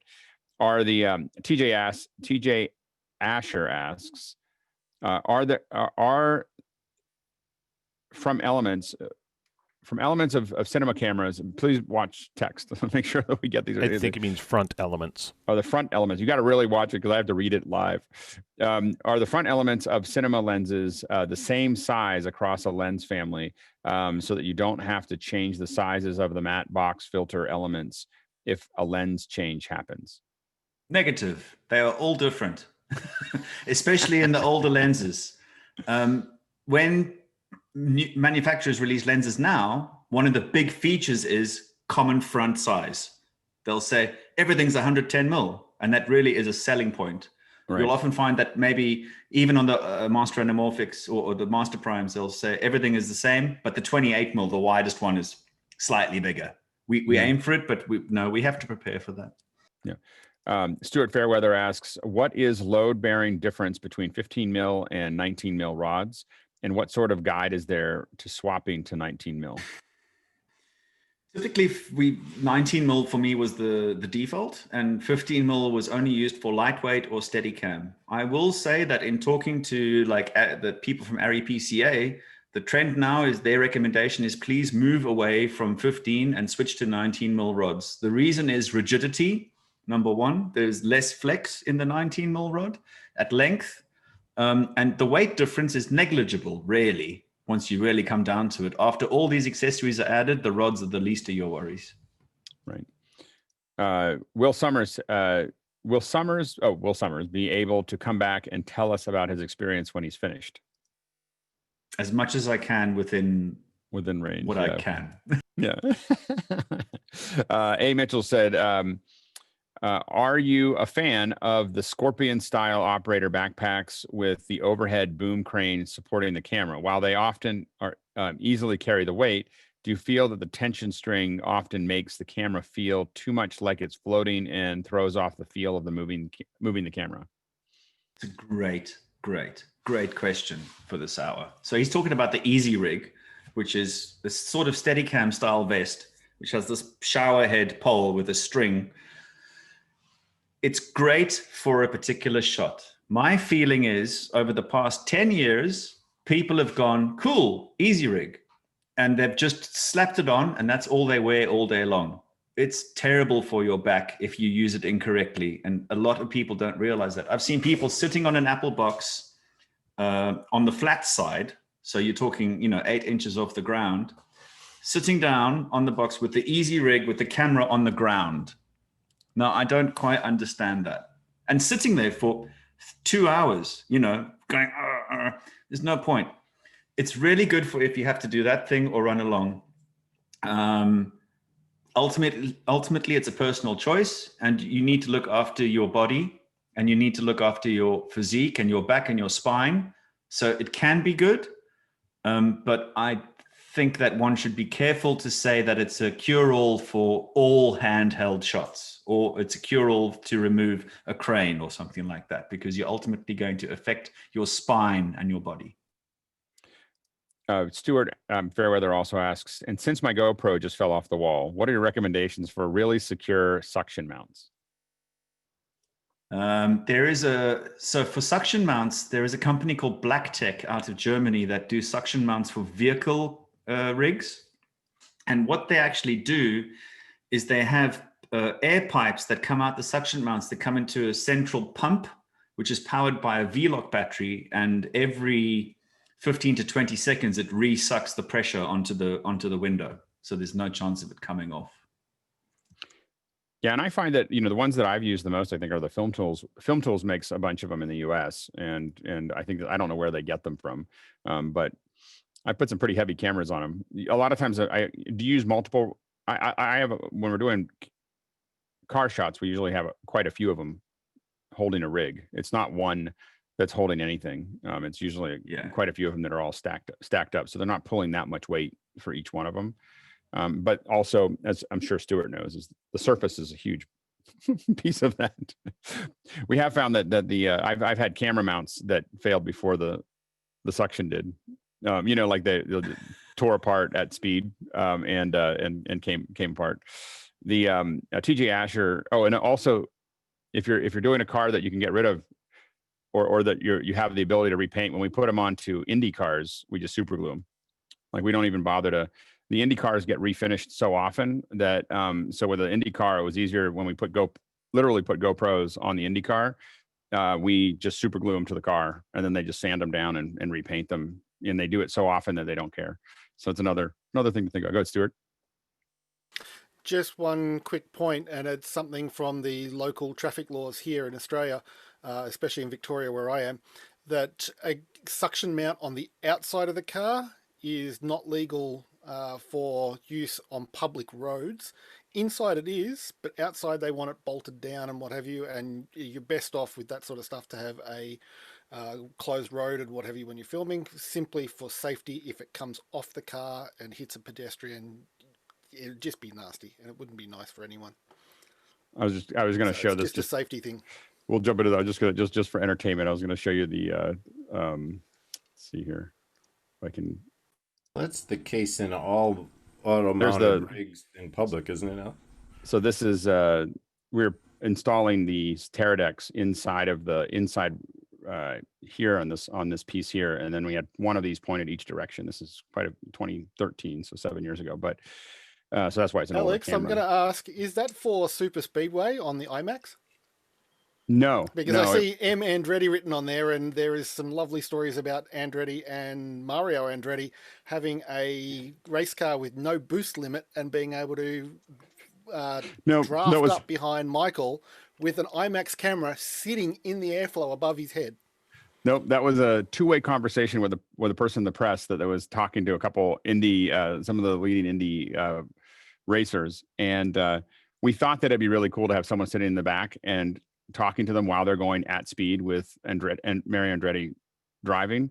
But the person from the press, the entire dialogue was, like there was no, there was no time. It was almost, and then there was just like, holy shit, like this whole, and it was just like this, and so there was, it was a really great idea in person, but we weren't able to test it. Like they wouldn't let us run it. It cost $1,000 per whatever to do it. And so we literally had to tune all the wireless. We had to build a wireless mesh network. I wasn't allowed to take my car at speed around the track, which I was really bummed about because I've got a pretty fast car, or I did at the time. And they said, you can't go more than 25 miles an hour. And I was like, I can't tell if the mesh is going to work. Anyway, so we literally were tuning it as it came up to her to get in the car. And when she got in the car, it wasn't as great as it seemed, but the cameras stayed on. Go ahead, Chris. Just wanted to mention, seeing as though we're on this point that Stuart brought up about car safety and shooting, that everyone should be very aware of shooting in the front passenger seat. If you were doing any camera work in their handheld, to be very aware of airbags. It was a huge thing with the local 600 recently. They released a lot of documentation about this with cameramen doing handheld in the front. And yeah, have those airbags disabled before attempting anything on the road, because it doesn't take much. You just need to bump in. You just need a fender bender, and that thing could easily break your back if you're facing the wrong way. So please be careful. Yep, no, absolutely. And in general, if you're putting something on the outside of the car, you should be getting escorts. And by the way, getting escorts is so much fun. I just wish it wasn't so expensive. But we've done these exterior car shots through Santa Clarita, California, and we rented, and the police all, it's like the police all get ahead of you, and they cut off all the all the routes and block everything. And I was like, I could get used to this, Mickey. Yeah, on the same topic, like if at all possible, use process trailers. Again, like I think I mentioned in the past, but you don't want the person driving to have their attention split between driving and also acting. That's like as much as possible, as much as possible, use process trailers. And for sound mixers, sound recorders, please don't jump in the trunk, please. No, a lot of like independent productions like resort to doing that just because they don't have much flexibility in terms of where to place the sound recordist. But that's the worst. Like the trunk is a crumple zone. Yep, absolutely. Stuart? I actually have footage somewhere that I can't probably share of a red owning cinematographer gaffer taping the camera to the front of a SUV, and he stood on the bull bar to operate the camera. And yeah, I just kept that footage in case he fell off and I could cover myself legally. While I'm on camera, Sky, you need some of these for your camera. These are from Small Rig. These are handles for like gripping and what have you, and there's a rosette mount that will clip onto your rails. Trust me, it's worth. All right, we're gonna go to the next question. Next question from TJ Asher is: are all V-mount batteries a standard connection for power, or are there specific connections for brands? Thinking about Red, who seems to always be unique. There is standard V-mount, but now there is a new thing called B-mount, which has come from Arri for their Alexa 65, which is a 24-volt V-mount. But they arrange the pins and the slots slightly differently so that if you had to so that you can't interchange them accidentally. But pretty much it's the same thing. Bebob are doing some great things now with B-mount, and they're making some new mounting and smaller battery options. And is V-mount the most popular? Or there's... I think gold mount, the Anton Bauer gold mount, is more popular now because the V-locks are more susceptible to, if you tilt them, if you don't hear that click when they're going in. I'll often have an assistant come in, they put the battery on, I go, I didn't hear that click. And I'll go back and I'll reseat it, because if you had to turn the camera, it would actually pop out. Gold mount has that problem a lot less, also because it comes in from the side, not the top. Right. All right, Mickey? Yeah, in terms of like standard connections, IDX, both their chargers and their batteries are sometimes picky. Like sometimes you can't charge different brand batteries on IDX chargers, and you can't charge IDX batteries on other brands chargers. And yeah, I remember back then Red had proprietary pin configurations to provide battery telemetry to the cameras. So watch out for those brands. James Babbitt asks, how often would you choose a DSLR for video, and can you show a full frame DSLR in a rig with accessories? How often would you do that? To choose between that and film It camera? happens. It happens. I mean, I'll say that previously they were used a lot for crash cameras or second cameras or for remote cameras. You want to get, because of the natural fact that the DSLRs are so small, which led to the fact that they made the minis and everything, we get into tight spaces. So we would do that. But it happens more often than you might think. I'll say that. Thomas Bauer asks, how do you transport the camera gear? Carefully. So we once I build the camera, typically when the camera comes in the box, it's very small and you can literally just fit the body in with, it has very tight foam. Once I've built it into its full rig, we'll put it in a camera coffin. So the camera coffin will have an H plate with a quick release plate that I can snap the camera into it, and it will live in its built form. Everything else will live on mag liners and aluminium cases, or very often Pelly cases. Right. Do you have any preference for which Pelly cases? Pelly cases, I've got to say it's the 1500, the carry-on one, and then I've got the 1600 as well. Yeah, 1510. I love the 1510s, and then the Pelly 16. And then you've got the 1650, which is the slightly bigger one that I just leave on the car. And then the smaller ones for batteries. Yeah. We finally tried to get almost everything in the 1650s because they're easier to pull. And like when you're pulling them, and getting them all the same is really important. And then on our racks, we put them upside down because they're more stable. So that when you set them on a trolley, you have them all upside down, so that, because otherwise they don't sit flat on it on the on your. Yeah, it's not mag line. I don't use mag liners, but to say for better or worse, because they're really bad. Anyway, George asked about Anton Bauer versus V-mount, which I think we answered there. And then TJ Asher asks, speaking ergonomics, the spate of digital cameras all have terrible ergonomics because the shape of a small box is no film mag. Do you think that the industry will eventually move to more ergonomic designs? I'm not sure, because there's been such a push to have smaller cameras, like we mentioned earlier. And the shows that I've done, it's much easier to say, okay, we're going to get 4 Alexa minis or 4 red Komodos, like a little shoebox, and then you can just build it to whatever form factor you want. Yeah, it seems like more of a, you don't want to pay for all that extra stuff because it might get in the way. Like it's one, it takes away your flexibility and you're paying more for that. But there's a limitation. For example, the mini LF cannot do the same frame rates and resolutions that the full size LF can do. Right. So therefore, you can't, on the full size LF, you can do 150 frames at 4.5K, but at 239. So right. It's locked to that aspect ratio.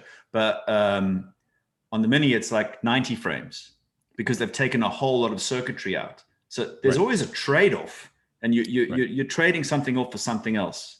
It's just the versatility and ease of use to go, okay, we're just going to take 4 of the same and you can build it later.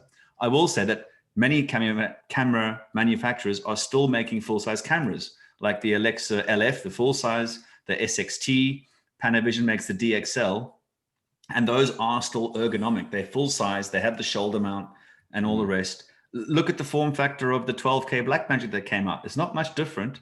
That is technically still a shoulder-mounted camera, if you had to look at it, in my mind. I don't know. Mickey, and then Stuart, and then Chris. Oh, sorry, I didn't have any. I'm going to go with a contrary opinion then, because again, we come back to demand from customers, and all of the, shall we say, new up-and-coming cinematographers and DPs will want to stick to a form factor they're used to using, which is what they're graduating from DSLRs. If it was just purely economics, that thing would have been a sales success. Because the ergonomics is what that was designed around. It was designed by cinematographers for cinematographers, but everybody will go to these small front handle things, and you'll end up with a whole raft of the industry will have bad backs. Yeah, Chris?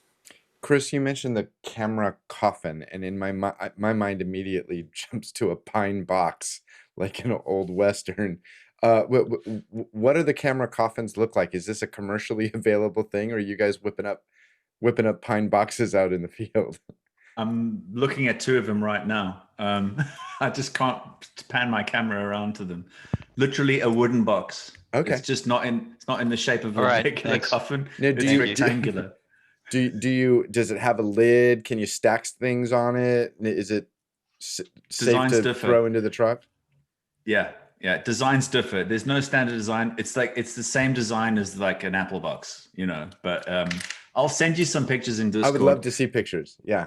Other people, I will say that other people like Ari and Panavision have now taken that idea that Camera Systems made and have now made an official coffin and made a barcode and put it on their item list and made 10 of them and painted them. And those are proper flight cases that just have nothing in them. But then on the bottom, we'll rig a Ronford Baker quick release, like a touch and go snap plate, so that we just put it in, close the box, and then off we go. Well, although I know that shipping to Budapest would be completely unreasonable, I would gladly build you a coffin. I think it would be a fun project to do. And not to be confused with a real camera coffin, because they have been made where people have been buried in actual cameras. I've seen, that's actually where I was introduced to ShopBots, was building custom camera boxes. And the ShopBots, what they do is they cut them so they're interleaved, for the wood, because it looks really intricate. Like that would be really a pain to do with anything other than a ShopBot, because it's so many interleaves. But they literally just wash it with wood glue and stick them together, and then sand them down a little bit, and then they only have to put the metal pieces on. But they can make one of those really fast, for when they figure out exactly the length and the width. And it was working with someone who's building them for the cameras that they were going to use for that production, and that was it. Like it was never going to be done again. Like someone would just, and they'd build it all out. They get all the sizes, and they'd build out all the foam, and then they'd have the rigs that you were talking about that would lock into it, and but it was like custom, and it took like hours, like to put it together, to build it. I was kind of amazed, and that's one.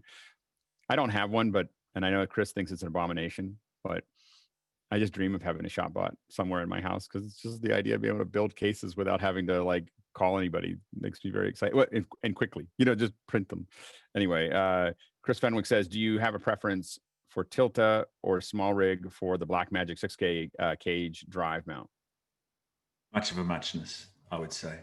Really much of a muchness. I would just say choose one system and stick to that. Don't try and mix and match. Right. You could come into issues. Like, for example, even Cinelocks, which are made by 16:9. They made these really great, like little touch and goes that are like an inch long, and they were pretty expensive. And then other manufacturers came up with the same thing, and they looked the same, but if you tried to intermix them, they just didn't work at all. So it might look like they interwork, but they don't. Having used both, and right now I'm using a small rig, I feel like the Tilta design and build quality is higher than small rig. I mean, that's my opinion I've had both of them, and I went cheaper for the small rigs are a little less expensive. So I've got them for my thing, or at least they seem to be anyway, when I bought them for what I wanted. Tilta also make a lot more stuff. Like they make the Nucleus M, which is that wireless follow focus unit, which goes for like $1,000, which is amazing. I mean, for the price point, it's amazing. I don't think small rig ventures into electronics at all, whereas Tilta does. Yep. Roscoe asks, I noticed the most beat up part of the rig in your pictures was the tripods. Do you have a favorite model or brand or style? Ronford Baker, original Ronford Baker aluminium from the UK. That's what it is. And It's. I'll just carry on from what Roscoe said. He said they look beat up, and that's true because I've often said when moving equipment and doing load ins and load outs, like what we've spoken a lot about before here on office hours, often the legs will come in tubes, in plastic tubes, and very often we'll take them out, and then people will just chuck them on the back of a pickup or the back of the truck to transport them in a cross load or something like that. And I've always said, please don't do that. Keep them in the tubes or in the case until the very last minute. That's why they look so beat up. Well, and also that a lot of times they've been used a lot longer. I mean, well, lenses we take care of because they're lenses, right? That's true. And they can be old lenses, but they're glass, right? But a lot of these, we'll rent one, and I'm clear that it's 20 years old. You know, they don't wear out. They get the high end ones. They can be refurbished and everything else. You were gonna say something, Roscoe? Oh yeah, exactly that. That they're just in, and I saw there was an O'Connor in there, and O'Connor goes way back to the 50s in Disney doing those real life adventures. They came up with this amazing thing called a fluid head. Yeah, exactly. And you know, and the I think that we like to rent them mostly. We don't buy a lot of them because the once you get used to a like a $15,000 tripod or $15,000 head, it only costs $100 to rent it. You know, like, you know, and so the thing is it's because they last for so long, the rental is so low that you don't want to buy it, but you also don't want to deal with a cheaper head. You know, it's not the same as an Ace tripod. You know, the Ace tripod and a 2575 are very different tripods made by the same manufacturer. And you want to, you know, so we rent them. I mean, we bought some that are specialty, but again, there is a big difference between a $15,000 tripod and a $700 tripod or a $150 tripod. And if you can rent it, it often makes sense to get the bigger one. A. Mitchells asks, are you finding that the standard balance in the larger camera rigs is thrown much more now that there are no mags with digital recording media? No. You just add more things. Yeah, we just add more things. Exactly. Yeah. And we put them to balance it. So literally the onboard monitor is a counterweight. You know, right. Like, oh, it's a bit front heavy. I just moved the monitor forward. What's your process for balancing them? So it depends on the head. So if we're talking like an O'Connor, which Roscoe was mentioning earlier, the number one thing would be, take off all of the counterbalance. You want to make your counterbalance 0 so it has no spring. Then you're going to move the camera fore and aft so that it's balanced with, and you need to take all the fluid off to 0 as well. Once it's in that point, you lock the camera for your fore and aft, and then you'll start pulling up the counterbalance and you'll check your tilt angle. And the tilt angle really depends on your shot. Do you need to be starting down or up? Do you need it quite rigid? Are you on a vehicle or something moving quite fast? Then you might turn it up. For a geared head, it's much similar, but you would need to start with your fore and aft balance first. When you start coming to something like a Ronin, then you bringing in another axis, of course, because you're bringing in the roll. So then your process would be slightly different. That's great. Roscoe asks, how do you rig differently for a Chapman crane? Or any rig that you can't get to easily because it's up off the ground or somewhere mounted. Totally. So very often for a crane or anything else, the very first thing I'll do for a digital camera is I'll take the eyepiece off. If it was a film camera, I would take the ocular off and cap it and then put tape around it to prevent any light leak coming in. So I will make the rig as light as I can. And then after that, it's really just about putting safeties on and making sure that camera is not going to fall off. And that relates to the matte boxes and all the accessories around it as well. So you don't add any more batteries or recording capabilities? I mean, obviously in a film camera, but just because you can't get to them easily? That's a great question. Thanks, Roscoe. So for the recording stuff, if we have the option to go for a larger recording media, we will. Even in film days, the methodology was, as soon as you go on a crane, you're going to put a fresh mag on anyway. So you won't put a camera on that has a halfway run mag. You will reload straight away as soon as you hit that crane. Number 2, with batteries, if we very often will run a video cable down the arm ahead of time. Even if there's a transmitter, we'll run the cable in case there's a failure ahead of time. Even if someone says, oh, we don't need it, run it. Just run it. Because if the transmitter fails, you can just plug it in and it's done. Same for power. We'll run a power cable down. And at the end, very often we'll ask from the production house for a splitter where we can take two 24-volt VCLX batteries, let's say, and put them into a power block so that it's doing a hot swap off of both of those. And then we can run for hours, yeah. Great, thank you. Alex Golner asks, Chris, have you seen Dune or Associated Productions? I'm not surprised if you just give a yes or no answer. Is that a film?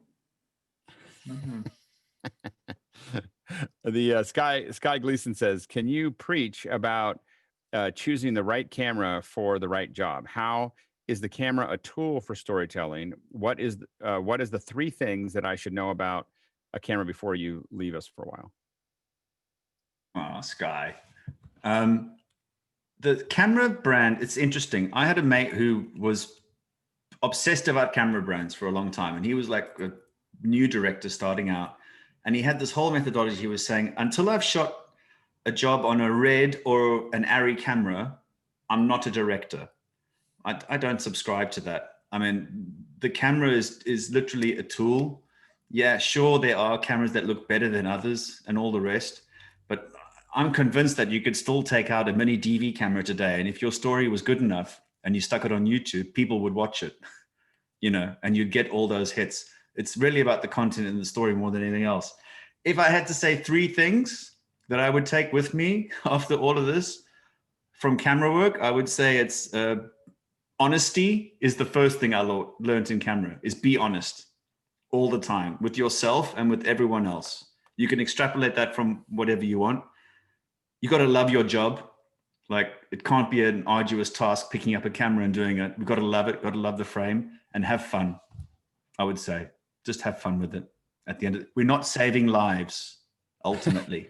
Well, and one thing is that, you know, I don't know how much of it, but I know that that Hero Dreams of Sushi was shot, I think, on a Canon 7D and a Red, but I don't know what the mix of that was, but I think it was a big chunk of it was a 7D for a lot of those, and that got flipped into chef's table. Let's be clear. Like, in the first season, it looked like he might have continued to use the Canon 7D, but you can also see an evolution of production quality and everything else. But you just have to know that, I mean, that got, you know, you can get off the ground. The best camera, as always, is the one that you have access to. A. Mitchell said, when packing tripods in cases, are you in favor of head up for ease of putting the legs in, or head down where the padding usually is, and so the center of the weight is closer to the ground? Normally in the cases I've experienced, it's head up, but the head comes off and the head goes into a separate box. There you go. In my system, but you know, it depends what you're using. Yep. And then last question, I think that, well, we got a bunch of it right at the very end. We'll see if we get to those. Stuart Fairweather says, after balancing a head, have you ever forgotten to lock the head in place? How big of a moment was it? It happens. I've seen it happen. It's a wardrobe moment. Right. Yeah, exactly. We're in kind of a speed round here. Chris, have you mentioned safeties? You mentioned safeties quickly. Can you talk about rigging safety cables since it's so important? That's from Bill Davis. Sure, absolutely. Safety is incredibly important. I would say, number one, refer to your grip and rigging department so that they do it and sign off on it. It's ultimately their responsibility. Carabiners, cables, and I refer to climbing equipment a lot because they're rated to carry that sort of weight. George Kennedy says, what are your best practices for camera transport from lodging to set? Same as what we said before, just, you know, camera coffins, Pelly cases, and the cases that come from the rental house, and mag liners. Yeah. And George also asks, are you building your cameras on location or before getting to the set? We will build them before, and we will spend as much time as possible prepping and testing them, because there is no such thing as a standard camera package, and there's no such thing as a standard camera build. So we'll take the camera and we'll build it for studio mode, like on a geared head, on an O'Connor. We'll build it for handheld. We'll build it for Steadicam. We'll build it for the Crane. We'll build it for the Ronin. Those are all very, very different builds. And we have to do that in prep because I don't know what brackets, cables, or accessories I might need for that until I actually do it. So that's what prep is for. Go ahead, Colin, real quick. Yeah, how reproducible are these things? You have a sequel to a movie. How readily can you go back and rebuild the same camera with exact? I mean, you can get the same glass certainly, but how readily can you rebuild the same camera package? Honestly, I find that these things are so fluid, and as our needs go on, these builds change all the time. I've gone back and I've looked at pictures I've been on a movie and I've gone, what did that build look like on that film? And I've seen 30 different builds of what I thought was one. It was never one. It's constantly evolving. This handle needs to move. That needs to go over here. That needs to, it's literally. And it shouldn't it? I mean, it's kind of like you're talking to the DP, you're talking to the camera operator, you're talking, and there, it should be almost every day. It should be a little different, right? Sure. I mean, I guess my question was more about how well documented are they? Can you possibly reproduce the build if you are told to do so? It's personal preference, and it's mostly, it depends on who's running the team. Yeah. Right. Everyone has their little things. Yeah. A. Mitchell said, can we get back to George's question? Which models does this happen more often to with batteries? AB, V mount. So I think we decided V mount is the one that's more likely to have batteries popping off the camera rig. Yeah, V mount. V mount is normally, it's just the nature of it. But they're not bad. It just means you need to spend a little bit more time to make sure they're clicked in. Right. How do you protect for humidity? This is another A. Mitchell's question. Time and looking at the environment. So like with lenses, if we're going out to a humid location, we'll have to spend time acclimatizing them. Same for if we're like in a studio, if we're moving from a hot temperature to a cold temperature or vice versa, we have to calculate the time and put the lenses there and wait. And some of that's definitely the size of the glass, right? I mean, the bigger the glass, the longer it's going to take to climatize it. Big hair dryers. We use hair dryers a lot, and silica gel packs, and we'll stick those in the lens cases as well. Yeah. Paul Wallace asks, could you make a movie with just an iPhone? Sure. Yeah. Absolutely. Yeah, absolutely. Chris, we're at the end of our last hour with you for the time being. How long do you think you'll be gone? Are you going to be on your quest for a couple months? Couple months, but I'll be dropping in for sure. We'll see you you on guys will see me in the chat. Yeah, you'll see me on weekends and here and there. I'll get in when I can, in a lunch break or something. So everyone's got to watch. Everyone's going to have to watch. And if you see Chris, then there's a whole bunch of camera questions that we have to have pop up. So Chris, thank you so much. It's been so great to have you on these Wednesdays. It's just fantastic. Just amazing. So I really, really appreciate the incredible knowledge you've given us over the last couple months. And you're always welcome to come back. And if anytime you want a Wednesday, you just got to give me a week's notice, and we'll bump anybody out. If you've got a clear Wednesday, we'll throw you back in. But otherwise, we can't wait to see you on the weekends. I'm eternally grateful, Alex, and to everyone as well. Thank you so much, everyone. Thank you. Thanks. Yeah, absolutely. Great job, Chris. Great job. Thanks, Chris. This really means summers is over. Summer is over. There you go. It's not Labor Day, but he it's waited close. for 2 hours for that, didn't he? 3 hours. Yeah, exactly. He's been holding on to that line. Yeah, Nice, exactly. Roscoe. All right. Thanks, everybody. Mickey, go ahead and hit it. Tomorrow, meet the panel. Friday, education. Saturday, education and Final Cut in Motion.